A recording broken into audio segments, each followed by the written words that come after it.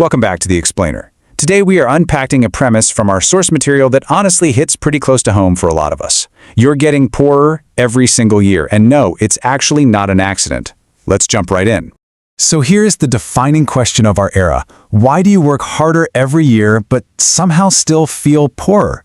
You know exactly what I'm talking about, right? It's such a universally shared struggle. You do everything you were taught to do, you grind, you push, you try to climb that ladder, but your wallet just keeps getting emptier. It's literally like running a race where someone keeps moving the finish line further away while you're sprinting. This isn't just a bad month or a fleeting feeling, it's a systemic reality that millions of people are finally waking up to. Okay, let's dive right into this everyday paradox. On one side, you have the raw energy, the hustle, the late nights of the modern work ethic. But on the other side, your actual financial output is shrinking. Now, under normal logic, these two things absolutely should not exist at the same time, right? If input goes up, output should go up.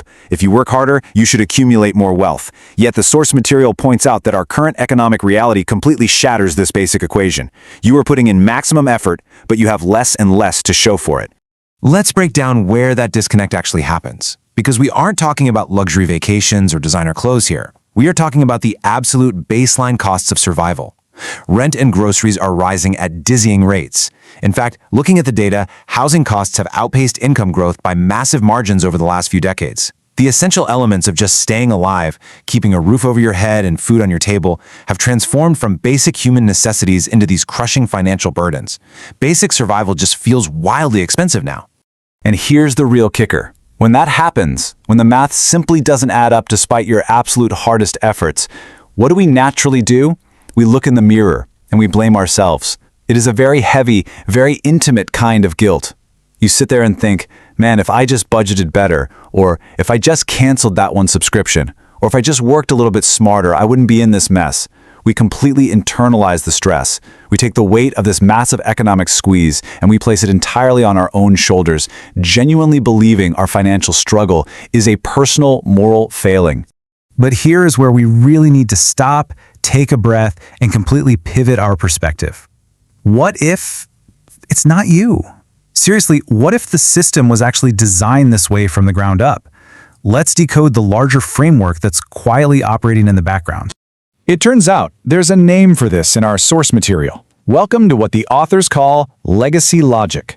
Now, legacy logic isn't a single law, and it's not a specific politician.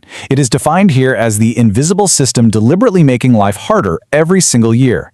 Think of it as the background operating system of our modern economy. It's this giant economic machine that quietly crushes ordinary people while enriching a select few at the top. To understand why you feel so stuck, you really have to understand the specific rules of this legacy logic that we're all basically forced to play by. And the primary weapon of this system is something we hear about on the news every single day, but rarely truly understand: inflation. Most people just accept inflation as a normal, unavoidable part of life, kind of like the weather. Oh, it's raining today, prices are up. But the source challenges us to see inflation for what it really is, an invisible system that quietly steals your purchasing power. It is literally like having a financial vampire living inside your wallet. You don't see anyone physically taking a $20 bill out of your pocket, but the actual value of that money is just evaporating into thin air. And this brilliantly illustrates the devastating reality of that silent theft. Just picture your salary. It's maybe creeping up a couple of percentage points a year if you're lucky. It's practically flat. But right next to it, the cost of living is absolutely exploding into the stratosphere. Prices for those basic survival items we talked about earlier, shooting up wildly. Your income is crawling, while your expenses are at a full sprint. Consequently, the gap just keeps growing. And listen, this isn't some temporary dip or a seasonal fluctuation. This widening gap is highly structural. It is the mathematical reality of legacy logic. As your tiny salary increases completely fail to keep pace with those exploding prices, the ground beneath you basically opens up. Ordinary people are falling right into this widening chasm. The sheer logic of the system ensures that this gap will continuously stretch further and further apart, mathematically trapping anyone who relies solely on a standard paycheck. Which brings us to the overarching rule of this entire financial structure. Because the gap between what you earn and what it costs to survive keeps getting bigger, how do you bridge it? Well, you bridge it with debt. The modern system runs on debt. It relies heavily on permanent, inescapable debt just to function. Giant chains of debt are literally the glue holding the current economy together. Without people borrowing money just to survive the gap, the entire machine would grind to a dead halt. Debt is not a bug in this system, guys. It is the essential feature. Let's walk through exactly how this top-down chain reaction occurs, step by step, because it's fascinating. Step 1. Governments print more money. The money printers run nonstop, flooding the system and diluting the value of the currency. Step 2. Companies raise prices. According to the breakdown we're analyzing, corporations stack their profits to protect themselves from that exact inflation. And finally, step 3, ordinary people absorb the damage. The crowd at the bottom gets crushed by the giant bills. The people who create the problem are perfectly insulated, and the people at the bottom are left to absorb the full, devastating impact. Now, pause for a second. Think about everything we've just covered. The shrinking purchasing power, that widening gap, the endless chain reaction of debt. Given all of this, why isn't everyone stopping in their tracks and protesting this out in the streets every single day? Why do we just accept this reality? Well, that leads us to the truly scary part of this entire invisible system. The scary part is that people rarely notice it happening. We are falling behind silently. Because the drain is so gradual, a few cents here, a dollar there, the calendar pages flip rapidly, and you just feel it as this low-level, constant background stress. You end up in this endless loop, working more, saving less, and stressing constantly. You are aging quickly, running on an endless treadmill that is fundamentally designed to go absolutely nowhere. So, the crucial point is this, and it's brilliant. The goal of the system is not your total financial ruin. Think about it. If you are completely destroyed, you're of no use to the machine. You can't produce, and you sure can't buy anything.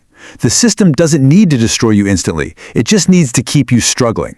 It slowly drains your energy, keeping you trapped right inside that hamster wheel.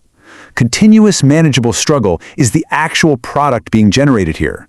You are kept just afloat enough to drag yourself back to work on Monday morning.